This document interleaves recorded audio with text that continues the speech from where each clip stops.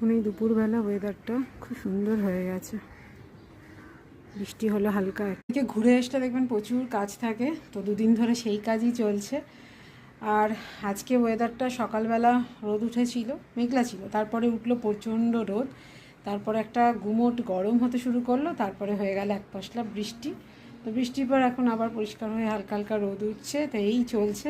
মনে হচ্ছে যেন বর্ষাকাল চলেই এলো, এবারে যেন বর্ষা খুব তাড়াতাড়ি চলে এলো। তো যাই হোক, এই রোদ বৃষ্টির মাঝখানে কাজগুলো তো চালিয়ে যেতেই হবে। আর কোথাও বেড়াতে গেলে তারপরে দেখবেন এসে প্রচুর কাজ থাকে, তো সেগুলো সবই চলছে। কিন্তু এই ওয়েদারটাও যদি একটু মেঘলা মেঘলা হয় না, তখন শরীরটা আর ভালো লাগে না, এনার্জি আর হয় না। তো এইভাবেই দিকিয়ে দিকিয়ে চলছে। আর আজকে কুচিনাটা পরিষ্কার করলাম, ভীষণ নোংরা হয়ে গেছিলো। তো এইভাবেই দিনগুলো এখন কাটছে। এই যে কুচিনাটা পরিষ্কার করেছি, ওই জন্য সমস্ত খুলে রেখেছি। খুলে এগুলো সব ক্লিন করলাম। আমি কেরোসিন তেল আর সাবান দিয়েই পরিষ্কার করি। আর এই যে এখানে সব এইগুলো সব ধুয়ে টুয়ে রেখে দিয়েছি, এগুলো ভীষণ ময়লা হয়ে যায়।